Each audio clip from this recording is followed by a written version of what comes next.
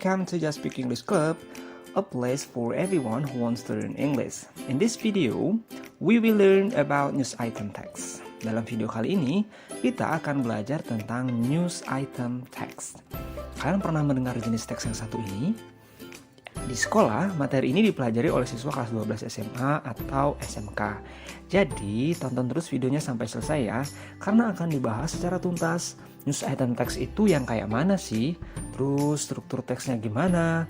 Lalu karakteristiknya gimana? Satu lagi, contohnya yang seperti apa? Oke, nah jika pertanyaan-pertanyaan tersebut muncul di benak kalian, maka teman-teman sudah berada di jalur yang tepat. Sebelumnya mohon dukungannya ya untuk membesarkan channel ini dengan cara klik tombol subscribe, like dan berikan komen yang konstruktif di video ini. Arigato. Thank you deng. Ini kan channel bahasa Inggris ya. Oke, langsung saja. Teman-teman pernah menonton berita di televisi? Atau mungkin membaca berita di koran? Atau mungkin mendengarkan informasi di radio? Nah, kalau sudah pernah, berarti teman-teman secara tidak langsung sudah mendengarkan apa itu news item text. Sesuai dengan namanya ya, teks ini ada kata newsnya, yang berarti berita. Jadi singkatnya, news item text adalah salah satu jenis teks yang berisi berita atau informasi yang ditujukan kepada publik tentang peristiwa yang sedang aktual dan dianggap penting untuk dijadikan berita. Atau dalam bahasa Inggrisnya itu newsworthy. Baik itu dalam surat kabar, radio, televisi, ataupun majalah. Ya. Jadi, the purpose of the text is to inform the readers, listeners, or viewers or audience about events of the day which are considered newsworthy or important. Memberikan informasi kepada pembaca kalau itu dibaca ya, kalau itu ditulis, kepada pendengar kalau itu diperdengarkan, atau penonton tentang kejadian-kejadian yang dianggap penting atau newsworthy, atau bahasa lainnya adalah pantas dijadikan berita. Nah, kejadian yang pantas dijadikan berita ini bisa apa saja ya, mulai dari informasi atau berita tentang ekonomi, politik, kriminal, sosial budaya, hiburan, atau infotainment, dan lain-lain. Oke, sampai di sini bisa dipahami ya. Jadi sudah tahu apa yang dimaksud dengan news item text. Selanjutnya adalah ketika teman-teman misalkan disuruh membuat sebuah news item text oleh gurunya di sekolah, kita harus belajar strukturnya. Oke? Atau bahasa lainnya generic structures. Nah, generic structure atau text structure organization dari news item ini ada 3. Yang pertama adalah newsworthy events. Yang kedua, background of event. Dan yang ketiga, sources. Kita bahas satu-satu ya. Newsworthy events ini biasanya recount the event in summary form. Atau dalam bahasa Indonesianya, newsworthy event ini biasanya berisi tentang ringkasan kejadian penting yang terjadi. Ya, ringkasan saja. Di awal-awal paragraf itu biasanya ada ringkasan ngapain sih, apa yang terjadi. Itu namanya newsworthy events. Selanjutnya adalah background of events. Nah, ini biasanya elaborate what happened.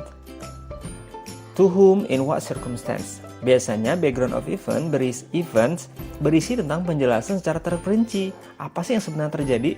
Kronologinya seperti apa?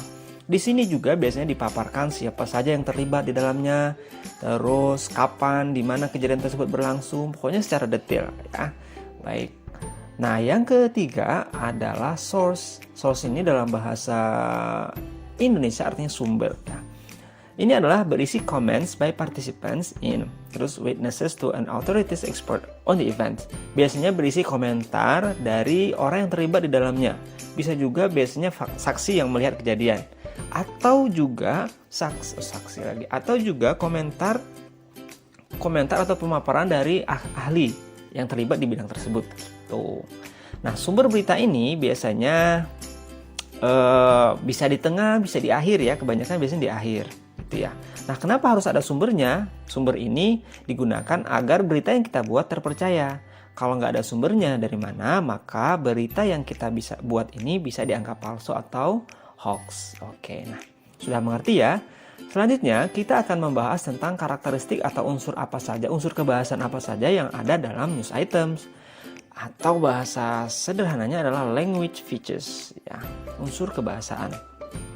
atau karakteristiknya. Yang pertama, dia ini short telegraphic information about its story captured in headline. Maksudnya, headline atau judul berita sebaiknya singkat, padat, dan merangkum apa yang terjadi dalam satu frase. Selain itu, biasanya juga headline menggunakan kata-kata yang menarik pembaca untuk membacanya. Terlalu banyak tugas saat belajar online. Sekelompok siswa beramai-ramai mendatangi kediaman gurunya. Nah, itu adalah judul headline ya. Lebih cocok kalau digunakan dalam masa pandemi ini. Nggak tahu ngapain ya, sekelompok siswa beramai-ramai mendatangi gurunya. Ingin kejelasan mungkin ya, ingin kejelasan materinya. Gitu. Yang kedua, biasanya dia use action verbs to retell the events. Biasanya dia menggunakan action verbs. Action verbs itu kata-kata kerja aksi. Ya, biasanya di sini digunakan untuk menguraikan dan menggambarkan kejadian di dalam berita tersebut. Gitu. Lalu yang nggak kalah pentingnya adalah biasanya di sini muncul saying verbs. Nah, saying verbs ini biasanya digunakan untuk kalimat langsung dan tak langsung. Misalnya ada kata say, told, speak, dan seterusnya. Nah, ini disebut dengan saying verbs. Dia digunakan ketika ada narasumber atau source yang berbicara. Biasanya dalam bentuk kalimat langsung dan tidak langsung. Gitu. Misalnya, polisi mengatakan bahwa bla bla bla bla bla bla. Nah, itu disebut dengan saying verbs. Ya. Oke, begitu ya. Nah, setelah belajar karakteristiknya, kita akan melihat contoh teks news item itu sendiri. Oke, teman-teman semua perhatikan sebuah berita berikut ini. Saya akan bacakan ya kalau teman-teman agak kesulitan membaca teksnya kalau terlalu kecil. Bisa teman-teman screenshot ya, biar bisa di copy. 7 killed in accident on Jalan Sultan.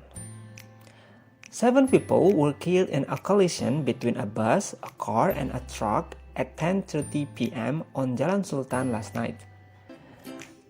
The dead were all passengers in the car. Police believe the car may have been trying to overtake the bus when it was struck by a truck coming from the opposite direction. The driver of the car may not have been using his lights, as the truck driver said he did not see the car approaching. The police said the car should not have been trying to pass the bus, since overtaking is not allowed on Jalan Sultan.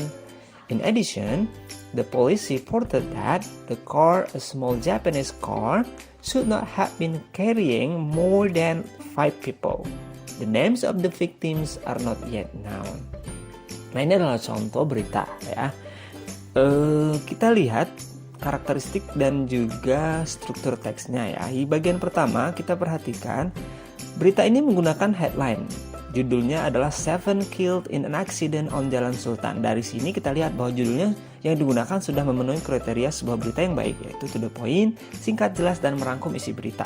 Jadi sebenarnya tanpa dia membaca beritanya dengan detail semuanya, dari judulnya udah ketahuan tentang apa, ya, tentang jumlah korbannya, terus kecelakaan, terus di mana kecelakaannya, dirangkum dalam satu headline, gitu.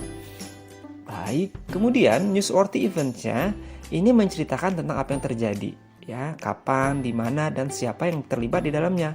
Kalau di sini kejadiannya itu di Jalan Sultan, tepatnya jam 10.35 tadi malam, kemudian terjadi kecelakaan antara bus, mobil, dan sebuah truk gitu. Itu newsworthy event-nya. Lalu apalagi ya? Lalu pada bagian background of events, dia menceritakan tentang kronologi kejadiannya secara detail, sehingga orang yang membacanya tidak muncul lagi pertanyaan-pertanyaannya dari pembaca.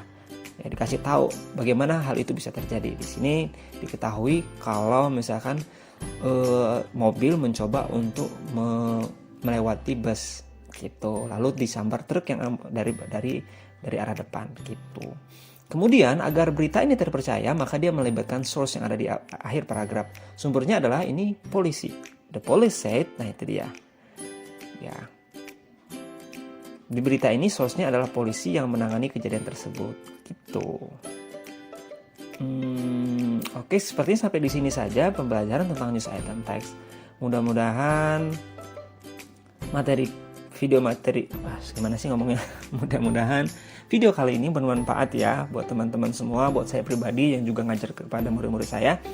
Nah, Kalau misalkan teman-teman semua masih merasa kesulitan untuk memahaminya atau ingin ada sesuatu yang ingin ditanyakan, silahkan bertanya di kolom komentar. Oke? Baik, thank you for watching and see you. Bye-bye.